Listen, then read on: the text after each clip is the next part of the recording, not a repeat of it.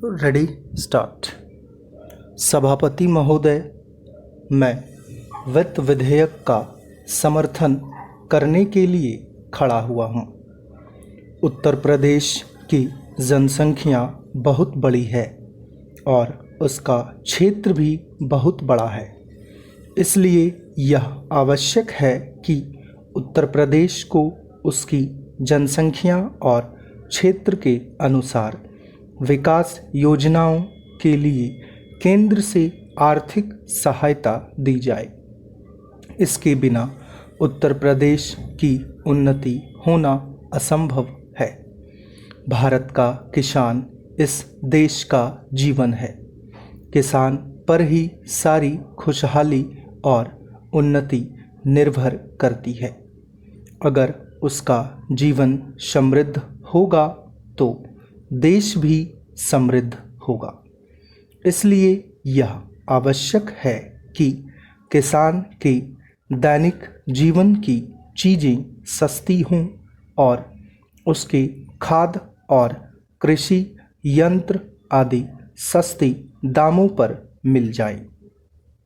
पानी के लिए उसको भगवान की तरफ ना देखना पड़े, बल्कि उसको सिंचाई के विषय में आत्मनिर्भर बनाया जाए। जब तक किसान को पूरी सुविधाएं नहीं दी जाएंगी, तब तक देश उन्नति नहीं कर सकता है। मेरा यह भी निवेदन है कि जिन परिवारों में खेती का काम होता है, उन परिवारों के बच्चों को कृषि विभाग में नौकरी देनी चाहिए। यह मैं आवश्यक समझता हूँ, क्योंकि उन्हें कृषि के बारे में व्यावहारिक ज्ञान होता है। सभापति महोदय, वर्तमान सरकार ने समाजवाद की नीति अपनाई है और सरकार समाजवाद की तरफ कदम बढ़ा रही है। लेकिन हम देखते हैं कि बड़े और छोटे सरकारी कर्मचारियों के वेतन में बड़ा फर्क है।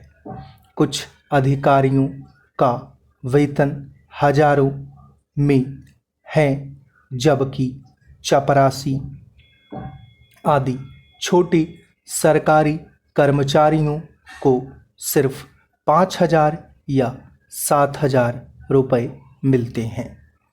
आज वेतन में यह जो फर्क है वह समाप्त होना चाहिए। मेरा निवेदन है कि सरकारी कर्मचारियों के वेतन में बहुत ज़्यादा का अंतर नहीं होना चाहिए। तभी हम कह सकते हैं कि हिंदुस्तान में समाजवाद है।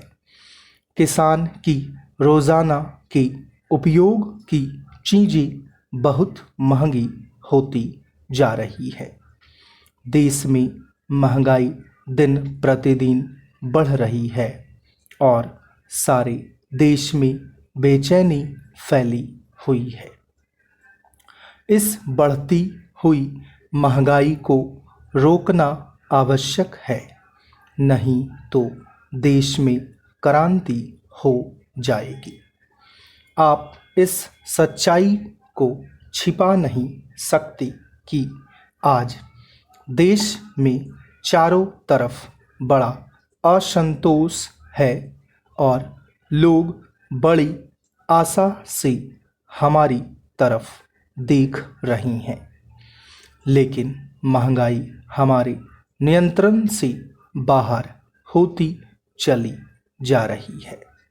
देश में काले धन की बड़ी चर्चा की जाती है। उसको निकालने के लिए बड़े प्रयत्न किए गए हैं। स्टॉप।